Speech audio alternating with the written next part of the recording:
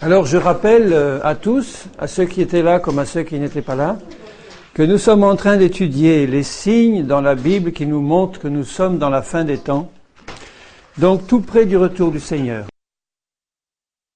Et j'étais arrivé au 37e signe. Le 37e signe se trouve dans Jean chapitre 12 et verset 48, où Jésus dit « Celui qui me rejette et qui ne reçoit pas mes paroles a son juge. » La parole que j'ai annoncée, c'est elle qui le jugera au dernier jour.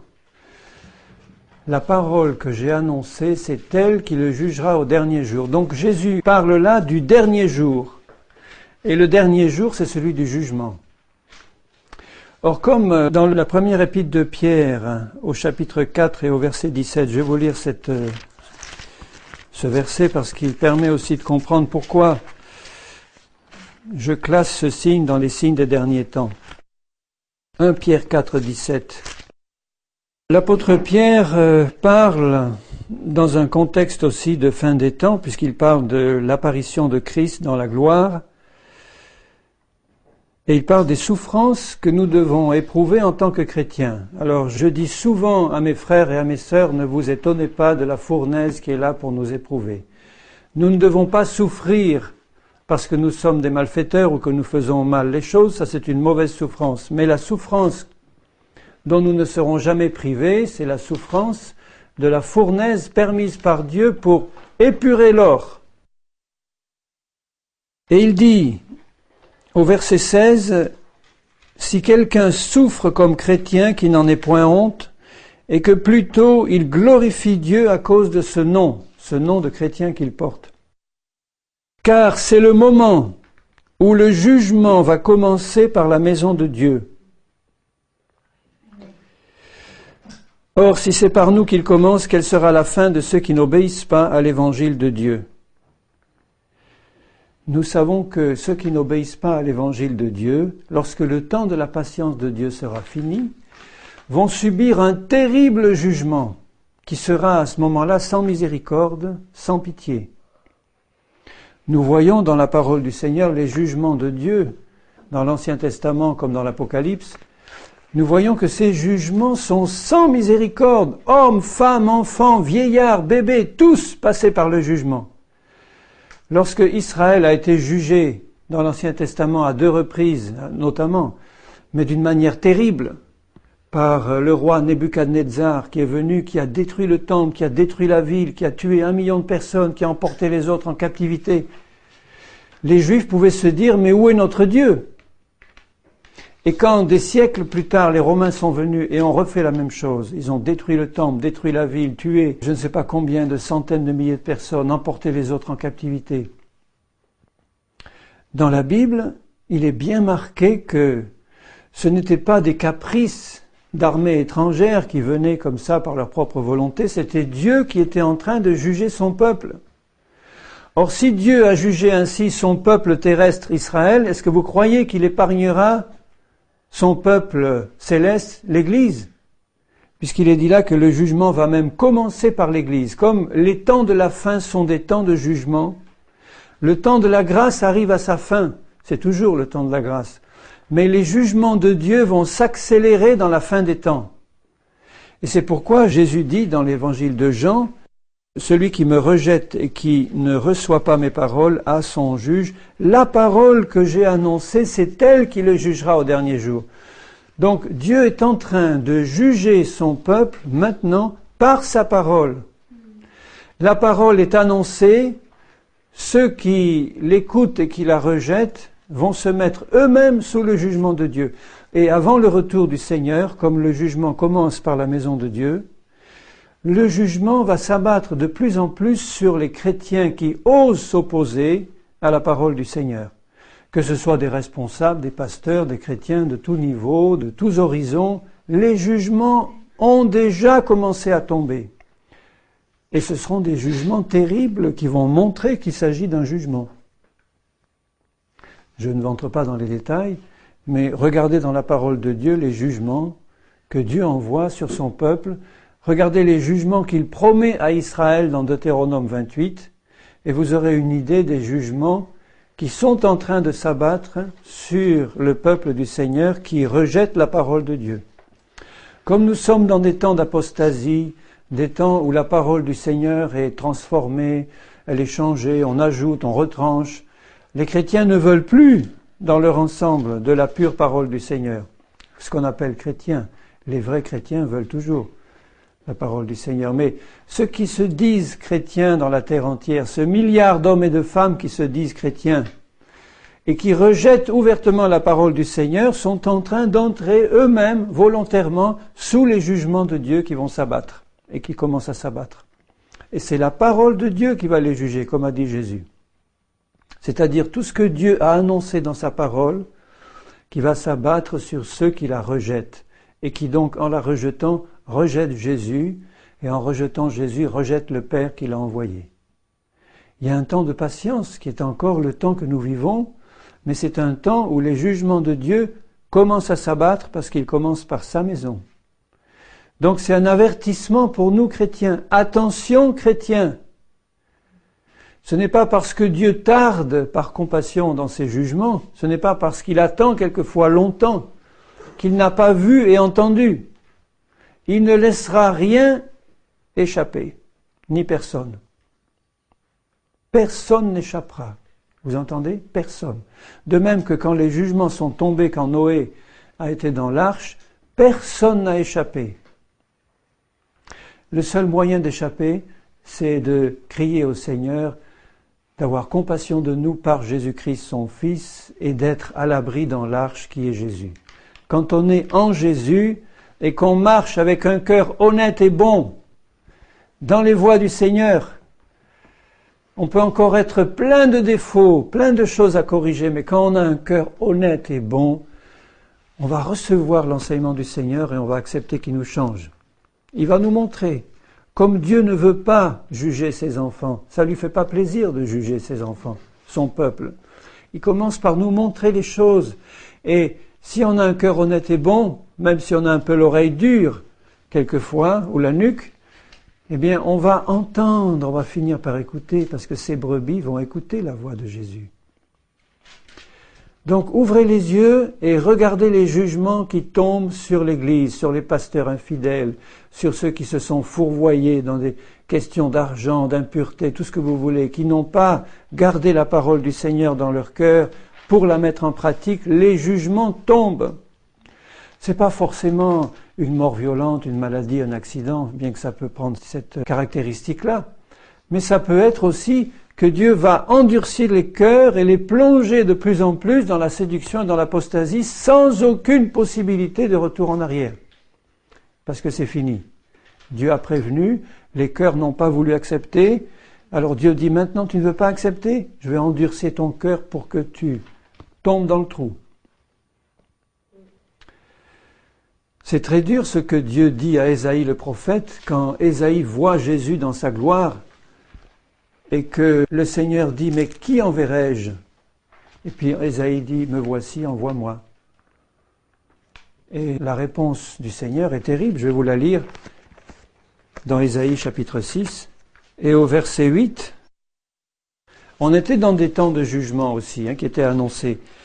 Il voit Jésus et le Seigneur lui dit au verset 8 « Qui enverrai-je et qui marchera pour nous ?» Je répondis « Me voici, envoie-moi ». Il dit alors, va et dis à ce peuple. Et ce peuple, c'était le peuple de Dieu qui ne marchait pas dans l'obéissance et qui allait être jugé. Et Dieu lui dit, va et dis à ce peuple, vous entendrez et vous ne comprendrez pas. Vous verrez et vous ne saisirez pas. Rends insensible le cœur de ce peuple, endurcis ses oreilles, bouche-lui les yeux, pour qu'il ne voie pas de ses yeux, qu'il n'entende pas de ses oreilles, ne comprenne pas de son cœur, ne se convertisse pas et ne soit pas guéri. Quel ministère il avait? C'était un ministère de jugement. Quand Dieu appelle Jérémie, le jeune Jérémie, pour lui dire « Va annoncer ma parole », il lui dit « Je te donne un ministère de prophète, tu vas arracher, détruire, abattre » avant de planter et de bâtir. démolir, arracher, abattre. Regardez avant, encore un exemple, avant les grands jugements finaux de la fin de l'Apocalypse, la bataille d'Armageddon. Et ces millions ou milliards de morts qu'il va y avoir à ce moment-là. Dieu envoie 2 témoins, et 2 témoins qui vont prêcher encore une fois l'Évangile, et qui vont exercer de la part de Dieu de terribles jugements sur la terre entière, pour qu'elle se repente, mais elle ne s'est pas repentie. Ils vont faire descendre le feu du ciel, ils vont détruire je ne sais pas combien d'hommes par le jugement de Dieu, dont ils seront les instruments. Et lorsqu'ils seront mis à mort par la bête, par l'Antichrist, le monde entier se réjouira parce qu'ils auront été tourmentés pendant 3 ans et demi par ces 2 témoins. Et ils ressuscitent sous les yeux du monde entier, là, à Jérusalem, devant les caméras de la télévision internationale. Ils vont ressusciter, monter au ciel, et à ce moment-là va commencer la bataille d'Armageddon, un grand tremblement de terre, etc. Des jugements.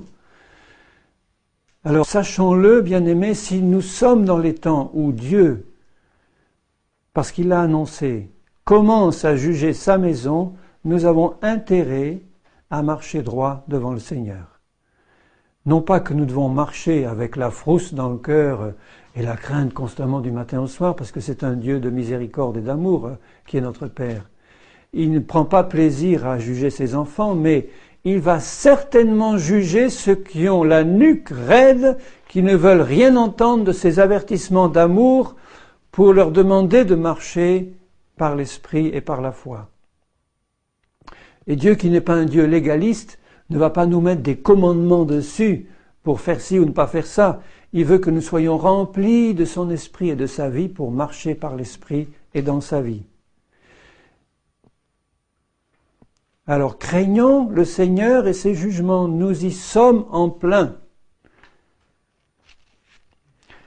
Et faisons du Seigneur notre refuge. Comme il le dit dans le psaume 91, que 10 000 tombent à ta droite, que 1000 tombent à tes côtés, tu ne seras pas atteint si tu places dans le Seigneur ta confiance. Si tu marches avec lui de tout ton cœur, tu verras les jugements tomber à gauche, à droite, quelquefois tout près. Mais tu ne seras pas atteint par les jugements du Seigneur si tu marches avec lui, en sachant que le retour de Dieu est proche et que tu fais partie de cette épouse qui se prépare et qui sera prête quand Jésus reviendra. Le 38e signe dans Jacques chapitre 5, je lis à partir du verset 1. « À vous maintenant, riches, pleurez et gémissez à cause des malheurs qui viendront sur vous. » Rappelez-vous ce que Jésus dit à la dernière église de Laodicée. « Je connais tes œuvres, je sais que tu dis, quoi ? Je suis riche. Il ne me manque rien. » Donc là, il parle des richesses matérielles, les riches, mais il s'adresse aussi à ceux qui disent « je suis riche », qui sont plongés dans leur aveuglement spirituel et qui ne voient pas, qui sont misérables, pauvres, aveugles et nus devant Dieu. Là, il parle aux riches en finance. « Pleurez et gémissez à cause des malheurs qui viendront sur vous. Vos richesses sont pourries et vos vêtements sont rongés par les teignes. » Donc, ce n'est pas le moment, dans les temps de la fin, d'accumuler des richesses pour les faire dormir. Si vous êtes riche et que vous avez de l'argent et des richesses, faites-les fructifier pour Dieu. Vous vous en porterez beaucoup mieux et les autres aussi. Il y a dans l'Église du Seigneur beaucoup trop de pauvres, je parle d'ici, de la France, qui n'ont rien, quelquefois, à manger. Je ne parle pas du Kosovo, je parle de nos villes à nous. Alors que dans la même Église, tu as un multimillionnaire sur la chaise à côté qui ne s'en rend même pas compte. J'étais dans une grande église un temps, eh bien j'ai eu la grande surprise de faire un peu mieux connaissance d'une dame âgée qui était là dans notre église, qui extérieurement n'avait apparemment besoin de rien. Et puis quand un jour je suis allé la voir, j'ai réussi à discuter un peu plus avec elle. Elle a réussi à m'avouer, mais honteuse, qu'elle n'avait rien pour vivre, elle était obligée d'aller faire les poubelles pour vivre. Et ça se passait dans une grande ville de chez nous. C'était pas loin d'ici. Or, dans cette église de 300 ou 400 personnes, eh bien, apparemment, personne n'avait eu assez de discernement ou de communion personnelle avec cette sœur pour comprendre son problème et lui apporter un soulagement. Donc là, il parle à des riches qui gardent leur richesse pour eux. Leur rouille s'élèvera en témoignage contre vous et dévorera vos chairs comme un feu. Vous avez amassé des trésors dans les derniers jours. On y est dans les derniers jours. Vous ne remarquez pas qu'on est dans une époque où il y a de plus en plus de milliardaires et de plus en plus de SDF et de malheureux, de misérables? Et ça, c'est montré par toutes les études officielles du monde. L'écart entre les plus riches et les plus pauvres augmente constamment. Que ce soit au niveau des pays, comme les pays occidentaux qui sont hyper riches en général, et puis les pays du tiers-monde ou les autres qui sont de plus en plus pauvres, endettés jusqu'au cou, n'ayant quelquefois qu'un bol de riz à manger pour la journée, et encore. Et nous, on claque d'abondance en tant que nation. Et dans le même pays, vous avez de plus en plus de très riches et de très pauvres. On appelle ça la fracture sociale. Mais c'est ça. Et il dit, dans les derniers jours, vous avez amassé des trésors sans fin. Donc on est dans une époque, c'est la seule de toutes les époques qu'on a vécues précédemment, où vous avez au niveau mondial de plus en plus de riches qui ont amassé des trésors sans fin, et puis à côté des pauvres qui n'ont à peine que leur journée.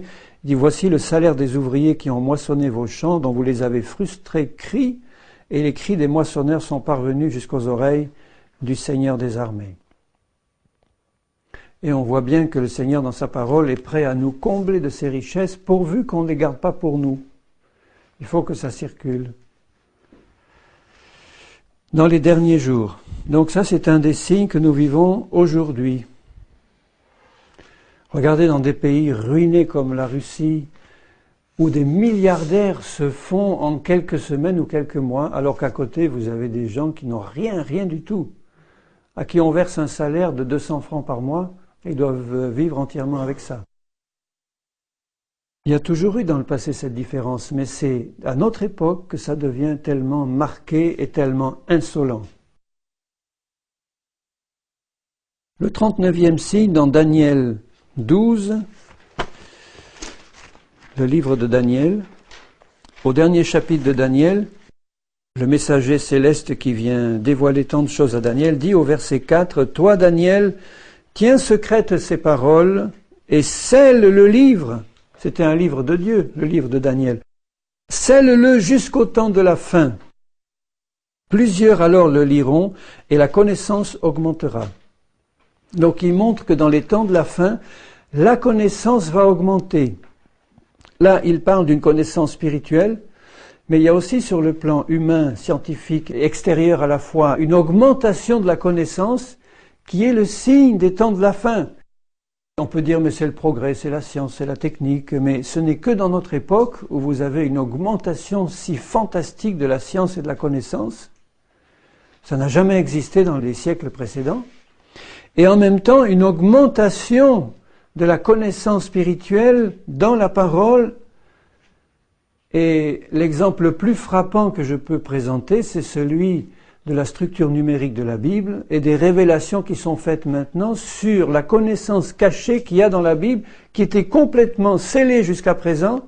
Et ce n'est que ces toutes dernières années qu'on vient de découvrir qu'il y a des messages codés, des messages secrets dans la Bible qui sont en train d'être révélés et qui sont en train de décrire toute l'histoire passée de l'humanité, des grands de ce monde et des petits de ce monde. Et on va de découverte en découverte tout aussi fantastiques les unes que les autres. Ce n'est que maintenant que ce signe a été dévoilé et que le livre scellé a été ouvert. Pas seulement le livre de Daniel, mais l'ensemble de la parole du Seigneur. Il y a aussi une révélation de la Bible de manière spirituelle que le Seigneur veut faire alors à ses enfants qui marchent fidèlement, qui est quelque chose de réjouissant aussi. Le Seigneur, quand il va préparer cette épouse fidèle, il sait qu'elle va être sanctifiée par la vérité, et la vérité de sa parole, par l'esprit de vérité. Donc c'est dans aussi ces derniers temps que la révélation spirituelle réelle va être donnée aux enfants du Seigneur et que leur connaissance spirituelle de Dieu et de sa parole va augmenter. On ne peut pas marcher saintement si on n'a pas une révélation personnelle de Dieu et de sa parole, en esprit et en vérité. La connaissance augmentera. le 40e signe dans Daniel toujours, au chapitre 2.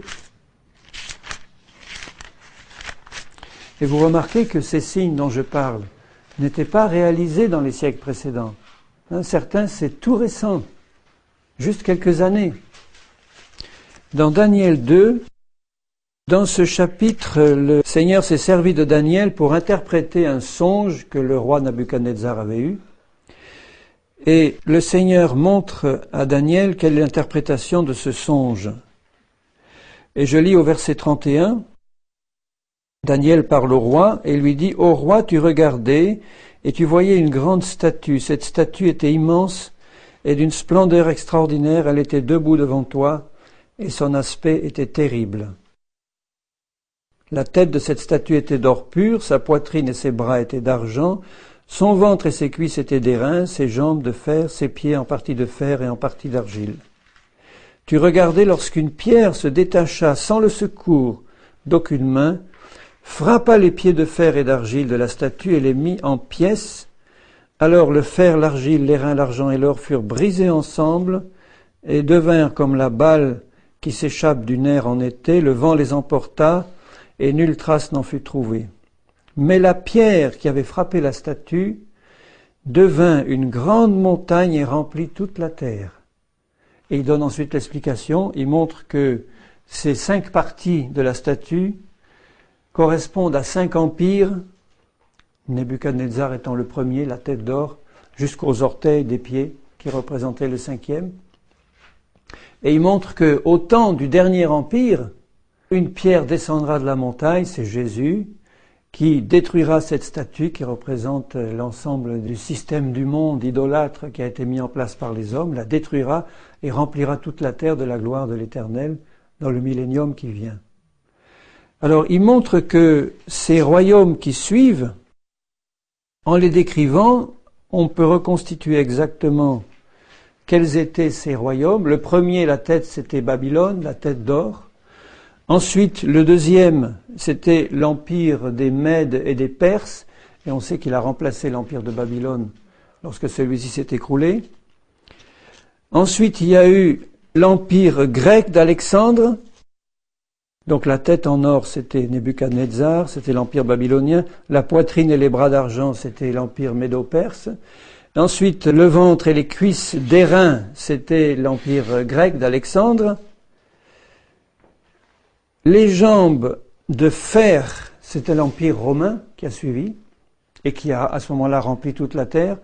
Et ensuite les pieds, les 10 doigts de pied, mélange de fer et d'argile, représentent le dernier empire romain qui se reconstitue en ce moment même sous nos yeux, c'est-à-dire l'Union européenne ou le marché commun, le traité de Rome, qui reconstitue le dernier empire romain, dont nous parle aussi un peu plus loin le livre de Daniel et l'Apocalypse, en nous parlant de ces 10 rois qui représentent les 10 orteils du dernier royaume, d'où sortira l'Antichrist.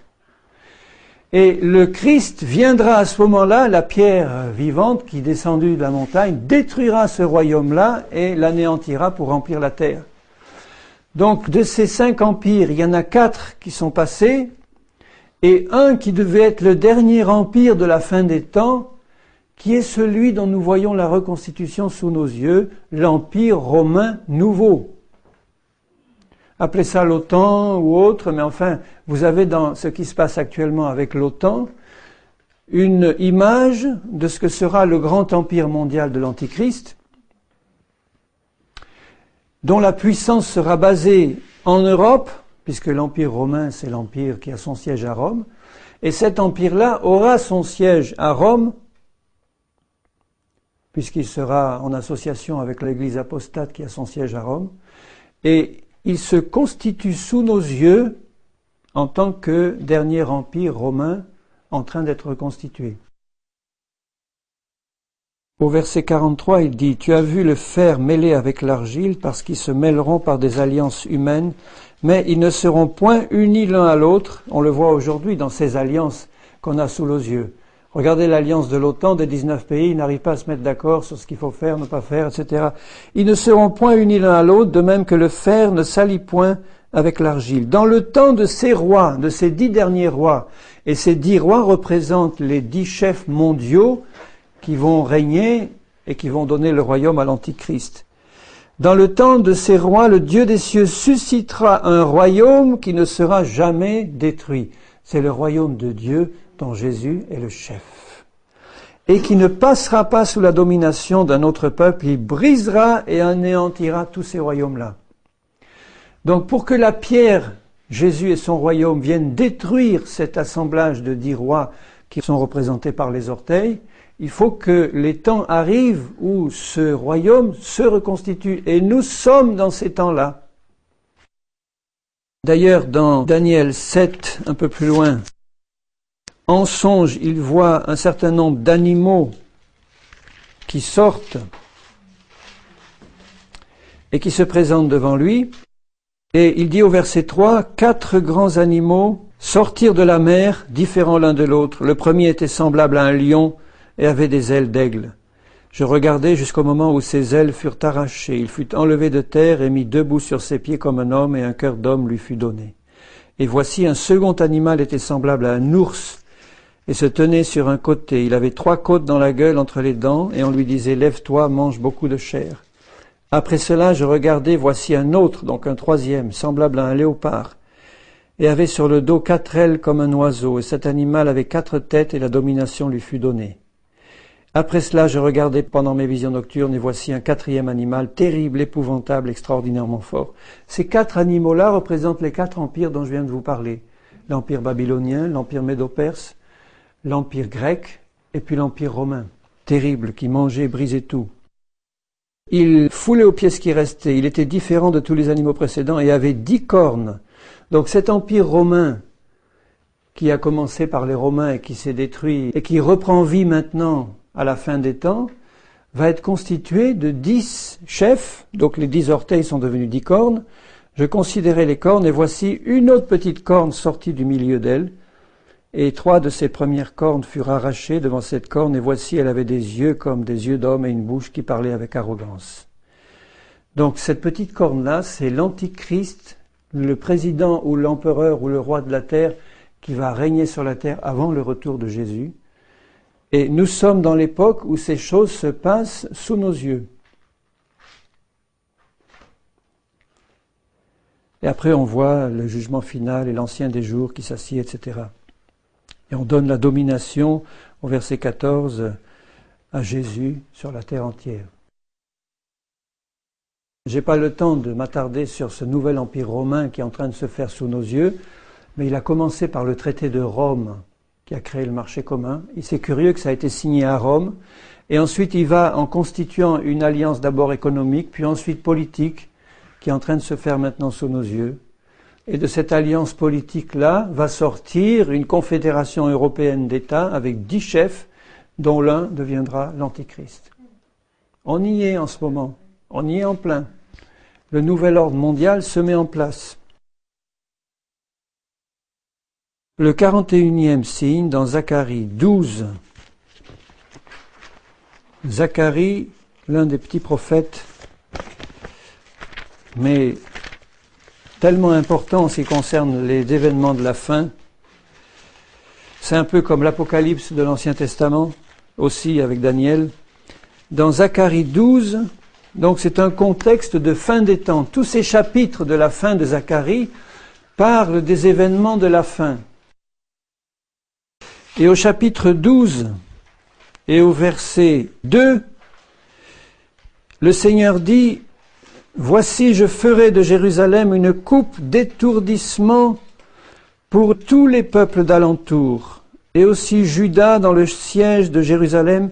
En ce jour-là, je ferai de Jérusalem une pierre pesante pour tous les peuples. »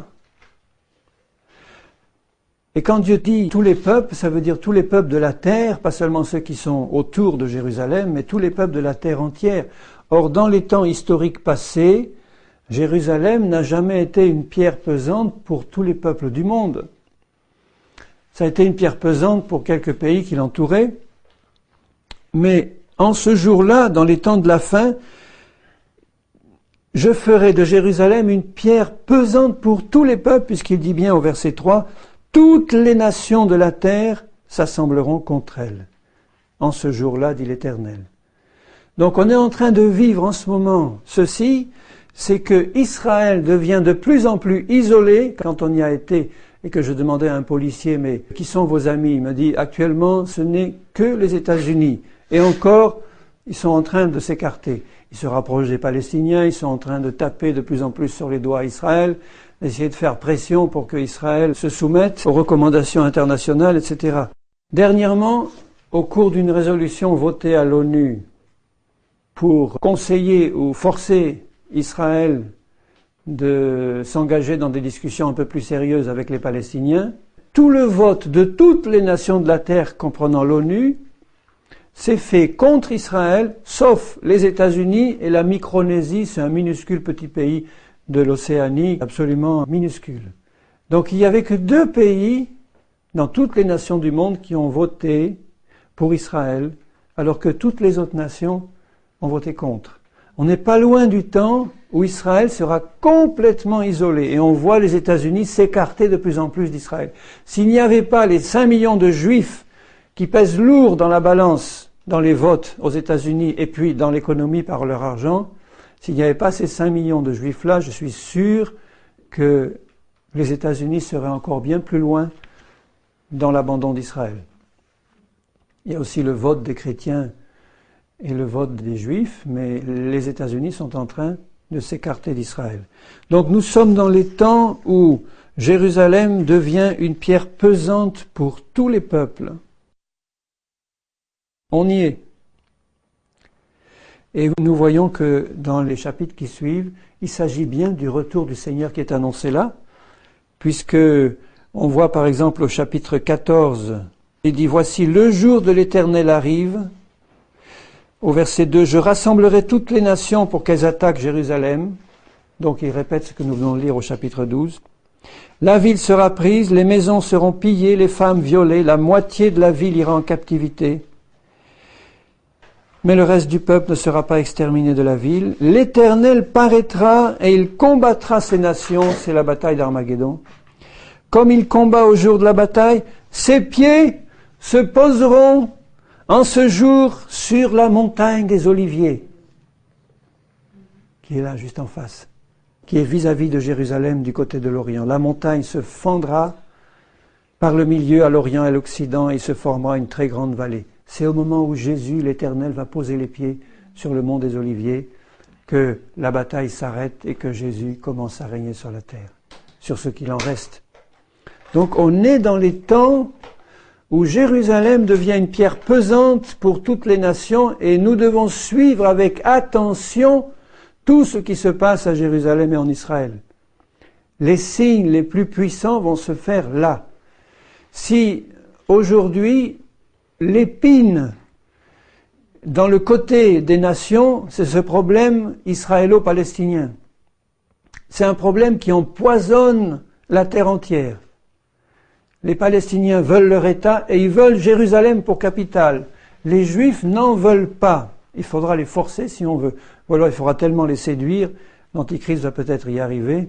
Il est dit qu'il va conclure un traité avec Israël. Il va peut-être les séduire pour trouver une solution qui arrange tout le monde.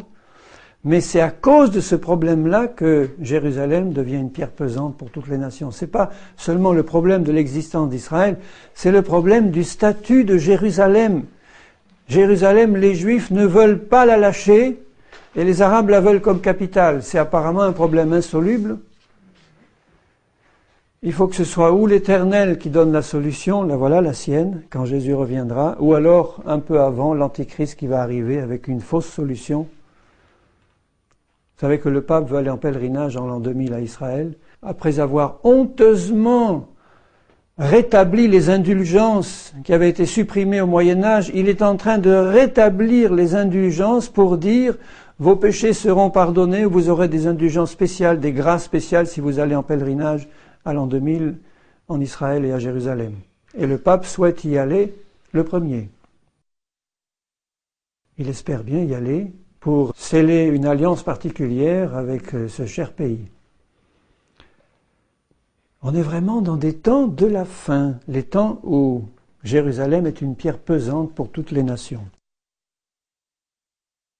C'est vraiment quelque chose de fantastique, je reviens à cette question des indulgences, que de voir que ce qui avait été l'un des points de protestation de la réforme de Luther, lutter contre les indulgences qui étaient honteuses à cette époque, on vendait des années de moins de purgatoire, coûtait tant, si tu voulais avoir 50 mois au purgatoire, il fallait que tu payes 1000 francs, 2000 francs.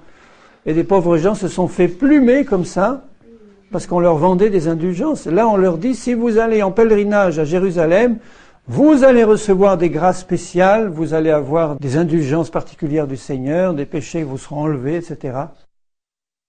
Tout ça parce qu'ils vont aller en pèlerinage ou à Rome ou à Jérusalem. C'est-à-dire qu'on rétablit les indulgences sous les yeux de tous les protestants qui sont en train de tomber dans la besace du catholicisme, sans rien dire. Ils pensaient que ce serait eux qui allaient réformer le catholicisme, mais ce sont eux qui sont en train de se faire phagocyter et manger complètement par le catholicisme romain. On y est. Le 42e signe, dans 2 Pierre 3 et au verset 8, il parle des derniers jours, c'est au verset 3, on avait parlé, je le relis, dans les derniers jours il viendra des moqueurs, etc. Donc c'est dans la suite, au verset 8 il dit, « Il est une chose, bien-aimée, que vous ne devez pas ignorer, c'est que devant le Seigneur, un jour est comme 1000 ans, et 1000 ans comme un jour. Le Seigneur ne tarde pas dans l'accomplissement de la promesse, comme quelques-uns le croient, mais il use de patience envers vous, ne voulant pas qu'aucun périsse, mais voulant que tous arrivent à la repentance. Le jour du Seigneur viendra comme un voleur dans la nuit. » Alors là, dans ce contexte de fin des temps, il dit que 1000 ans sont comme un jour et un jour sont comme 1000 ans. Et c'est pas gratuit si le Seigneur a permis que ce soit là. Parce que si 1000 ans sont comme un jour pour le Seigneur, si nous regardons la chronologie biblique, nous voyons que nous sommes au 6e jour depuis la création d'Adam, en comptant 1000 ans. Donc, depuis Adam jusqu'à la naissance d'Abraham, on peut reconstituer exactement le nombre d'années par la chronologie biblique, il y en a 2008. 2008 ans depuis la création d'Adam jusqu'à la naissance d'Abraham. Depuis la naissance d'Abraham jusqu'à la naissance de Jésus, il y a 1992 ans.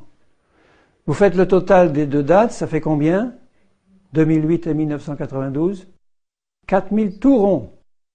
Donc, de la création d'Adam jusqu'à la naissance de Jésus, vous avez 4000 ans. De la naissance de Jésus à aujourd'hui, nous avons combien? 2000. Ça fait 6000 ans depuis la création d'Adam jusqu'à aujourd'hui. 6000 ans correspondent à 6 jours divins. Et dans l'enseignement de la Bible, il est montré que depuis la création de l'homme jusqu'à la fin du règne du Seigneur dans la terre actuelle où l'homme a été créé, il doit s'écouler une semaine divine, c'est-à-dire 6 jours de travail et un jour qui est le grand sabbat de 1000 ans qui correspond au millénium du règne de Jésus sur la terre. Donc on vient de passer 6 jours de 1000 ans, pas loin, le 6e est en train de finir. On est dans les dernières secondes du 6e jour de 1000 ans. Et nous allons entrer dans le 7e jour, qui est le jour du sabbat, le jour du repos, qui va durer 1000 ans, le règne de Jésus sur la terre, et qui va se terminer par une destruction de toutes choses, c'est-à-dire la terre actuelle va disparaître, le ciel actuel va disparaître, tout sera recréé à neuf, Dieu va recréer de nouveaux cieux, une nouvelle terre, et il va faire descendre la Jérusalem céleste sur cette nouvelle terre, et nous y habiterons toujours avec lui. Donc vous voyez que les 1000 ans du millénium ne sont pas encore la fin de cette vieille terre-là. Les 1000 ans vont représenter quelque chose de merveilleux sur la terre, c'est-à-dire que ce sera le règne de la justice.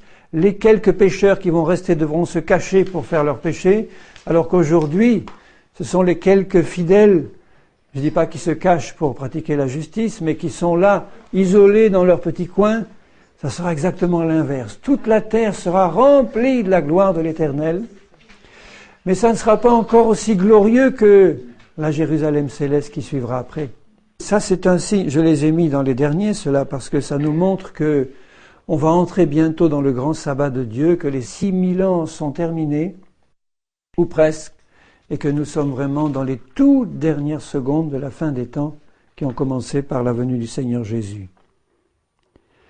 Et le 43e signe, dans 1 Thessaloniciens 5, verset 1er, « Pour ce qui est des temps et des moments, vous n'avez pas besoin, frères, qu'on vous en écrive, car vous savez bien vous-même que le jour du Seigneur viendra comme un voleur dans la nuit. Quand les hommes diront, le voilà le 43e, paix et sûreté, ou paix et sécurité, alors une ruine soudaine les surprendra comme les douleurs de l'enfantement surprennent la femme enceinte et ils n'échapperont point. » Ensuite suivent des conseils pratiques pour la marche dans les derniers temps. Mais là, quand les hommes diront, or en ce moment, les hommes n'arrêtent pas de faire des conférences pour la paix. La dernière, c'est à Rambouillet. En ce moment même où je vous parle, tous les chefs de l'OTAN, les plus grands chefs du monde, sont réunis à Washington et sont en train de voir comment assurer la paix et la sécurité dans le monde pour leur nouvel ordre mondial. Ce qu'ils cherchent, quand ils disent on veut mettre en avant une solution politique parce que nous ne sommes pas pour la guerre, on veut la paix, même si c'est par la guerre, il faut l'obtenir. Eh bien, on veut mettre en place un système où la paix et la sécurité vont régner, non pas par les moyens spirituels du Seigneur, mais par la force, s'il le faut, par un moyen de contrôle humain de toute la terre qui est en train de se mettre en place sous nos yeux. Vous croyez que c'est pas caractéristique de voir qu'une organisation comme l'OTAN, qui était une organisation militaire faite uniquement pour la défense des pays signataires, a osé pour la première fois attaquer un pays, la Yougoslavie, pour un problème interne à ce pays, et non pas un problème d'attaque d'un autre pays. C'est comme si l'Amérique était venue bombarder la France au temps de la guerre d'Algérie en disant « la France est en train de faire des crimes contre l'humanité en Algérie et on va la forcer à amener la paix dans ce pays par des moyens militaires. » Je ne fais pas de politique, mais c'est pour vous montrer que les hommes cherchent par tous les moyens à mettre en place la paix et la sécurité. Le mot-clé, c'est ça, sécurité dans la paix ou paix dans la sécurité. Les négociations entre Israéliens et Palestiniens, c'est ça qui est au centre, les problèmes de sécurité et de paix. Partout, les hommes cherchent à mettre en place un moyen d'assurer la paix et la sécurité, mais par la force, par des moyens militaires, par un système humain qui va tout contrôler. Et quand les hommes diront paix et sûreté, une ruine soudaine va les surprendre. On y est. La ruine soudaine va tomber d'un coup. Et personne ne s'en doutera. Mais nous ne sommes pas de ceux qui dorment pour nous laisser surprendre. Nous sommes de ceux qui avons été avertis par le Seigneur. On a l'oreille ouverte et on est prêt à partir quand la trompette va sonner. Donc en conclusion, je vais, puisque je suis dans 1 Thessaloniciens, lire un verset ou deux de la suite. Toute la suite du chapitre 5, c'est-à-dire du verset 4 au verset 24, nous montre quelle attitude nous devons avoir dans ces temps de ténèbres. Il dit, au verset 6, « Ne dormons donc point comme les autres, mais veillons et soyons sobres. » Et Jésus a dit à ses disciples, en leur donnant des conseils pratiques pour la fin des temps, il a dit « Veillez et priez ». Veillez et priez en tout temps. Veillez, ça veut dire ayez les yeux ouverts sur ce qui se passe et sur Dieu.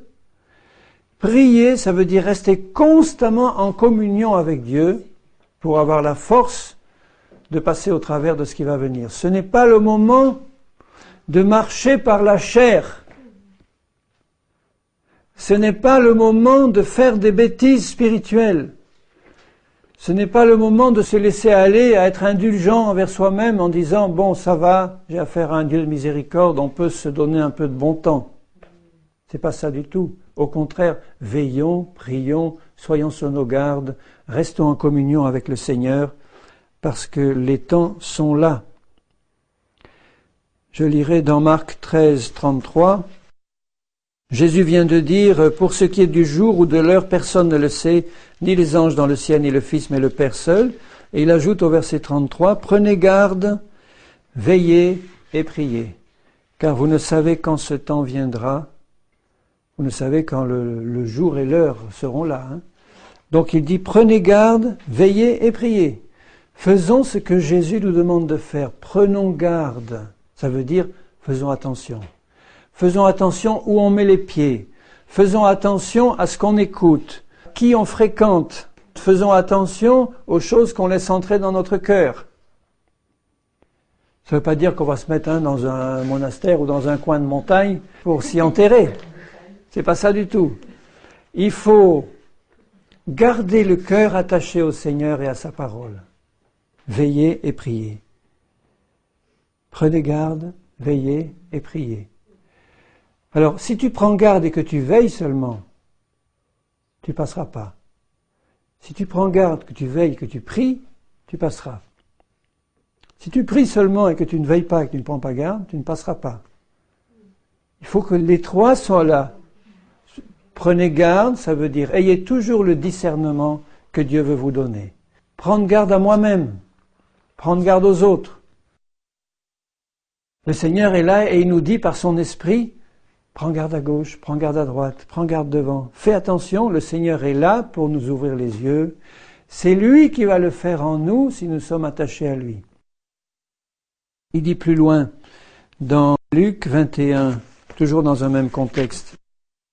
Je lis à partir du verset 34. « Prenez garde à vous-même, dit Jésus, de peur que vos cœurs ne s'apesantissent par les excès du manger et du boire. » Vous voyez comment des cœurs peuvent s'apesantir par une chose aussi triviale que les excès du manger et du boire et par les soucis de la vie.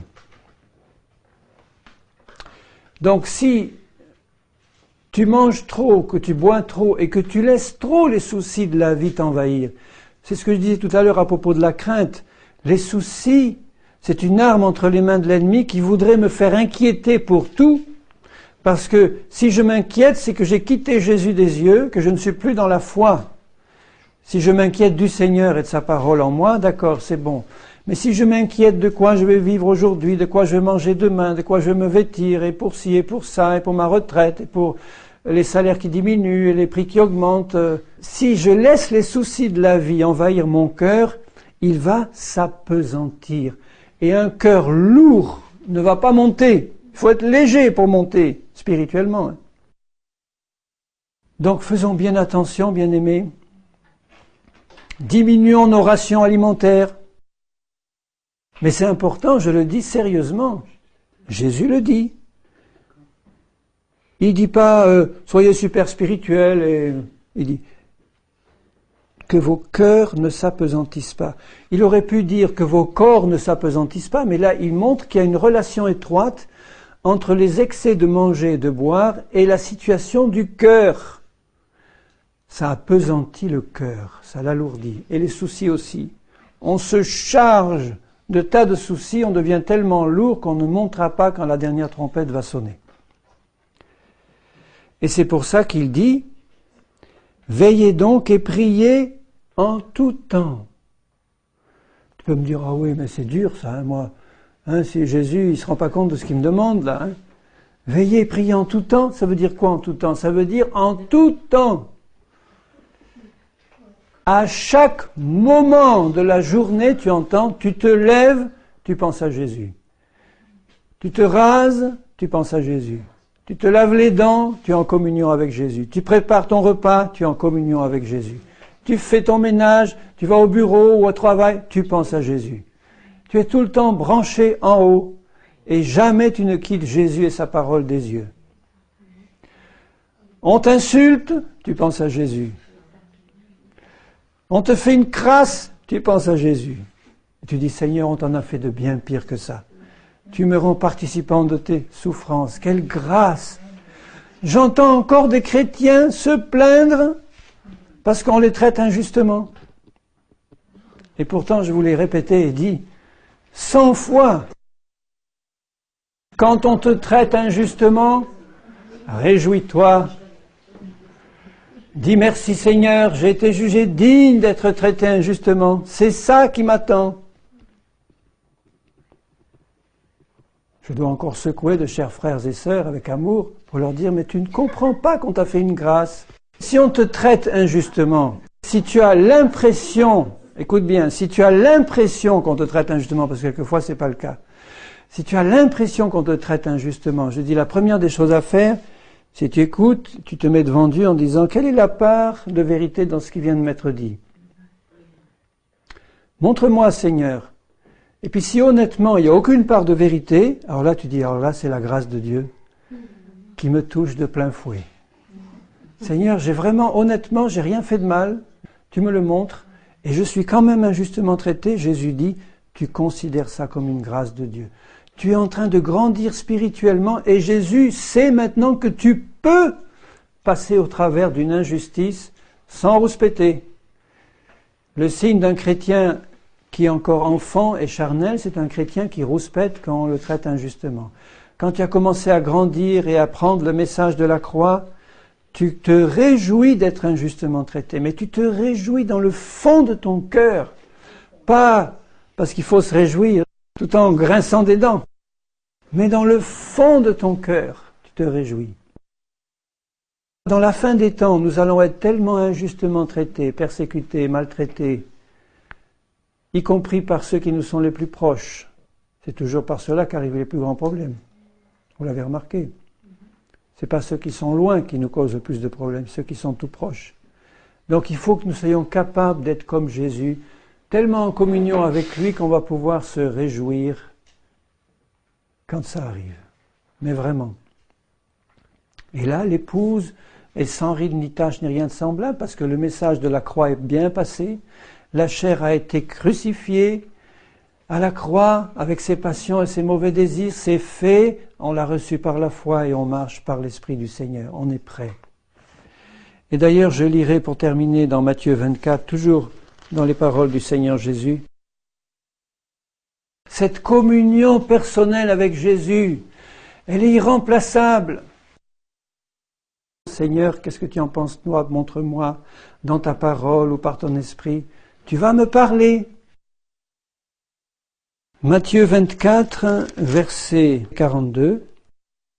Veillez donc, puisque vous ne savez pas quel jour votre Seigneur viendra. Sachez-le bien. Si le maître de la maison savait à quelle veille de la nuit le voleur doit venir, il veillerait et ne laisserait pas percer sa maison. On est dans des temps où le voleur va essayer de percer la maison. On est dans la nuit. Veillons pour ne pas laisser le voleur percer la maison. Le voleur, c'est le diable. Le diable vient avec ses séductions et ses mensonges. Veillons. Et il dit, c'est pourquoi vous aussi tenez-vous prêts, car le Fils de l'homme viendra à l'heure où vous n'y penserez pas. Il peut faire nuit noire autour.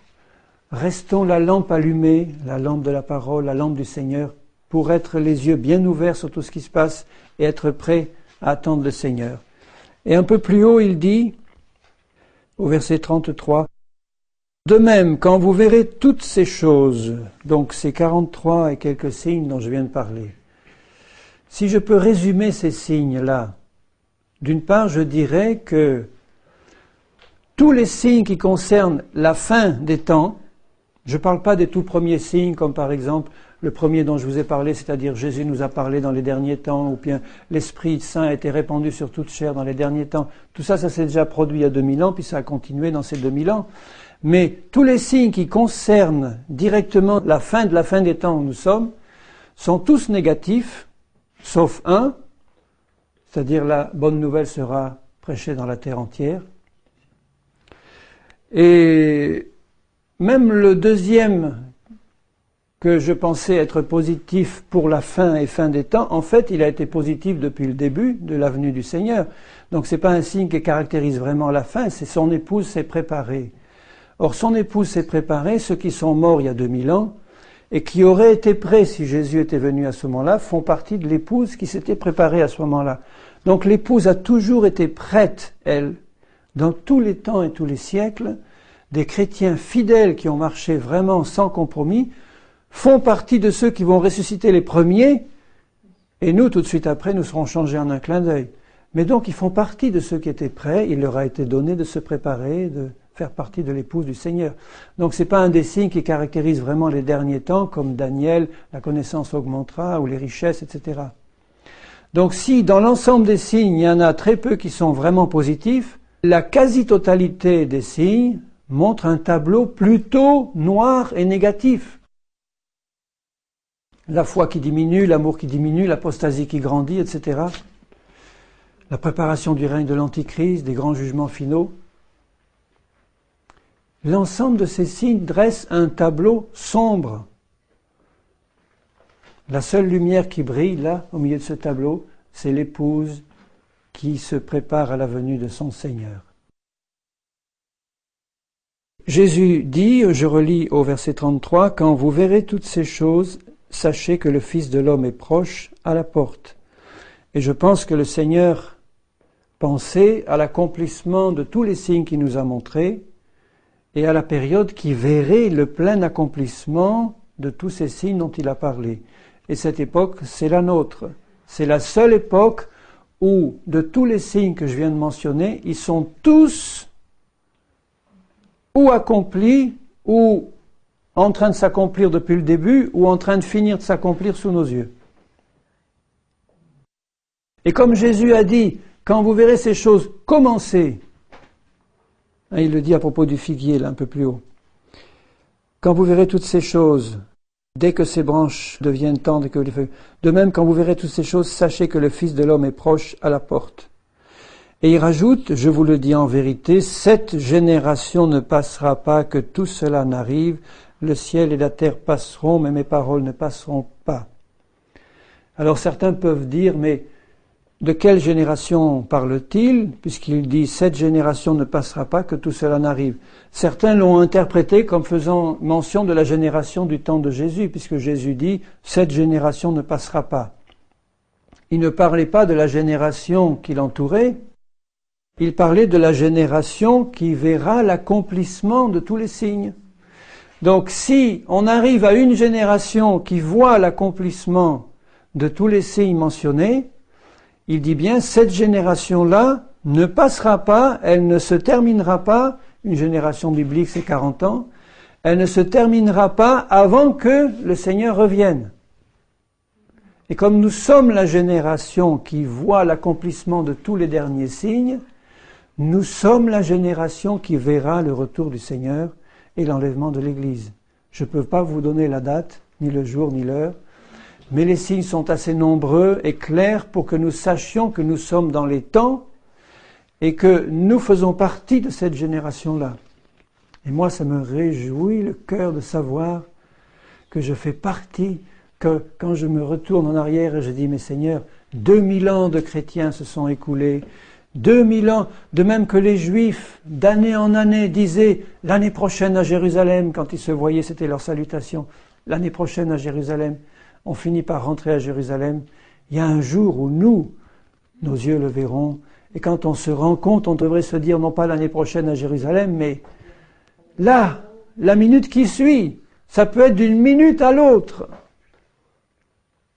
À bientôt, quand on se quitte le soir, on dit à demain, ou à la Jérusalem céleste, ou du moins au retour du Seigneur, il va venir bientôt.